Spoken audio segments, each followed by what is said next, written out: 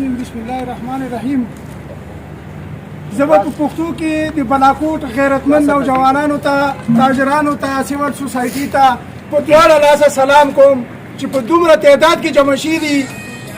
منظور پښتین بې انتهایی بې غیرته انسان دی چې نهت صافیانو باندې هغه ډزې کړي دي.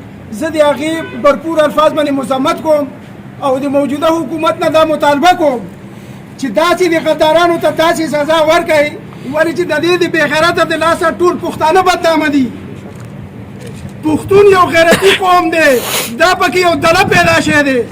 موږ حکومت ته دا وایو چې پښتون پاکستان په جوړېدلو کې پښتون قوم د ټولو نه زیاتې قربانیانې ورکړي دي او الحمدلله چې نن په هر ځای کې پښتون نوم دی، لیکن د دې د بې غیرته د لاسه پښتون ذلیله کېږي. زه پښتون وروڼو ته دا میسج ورکوم او دا مطالبه کوم چې د دې غدار سات مه ورکوئ، محب وطن جوړ شئ او پاکستان لپاره ځان قربان کړئ.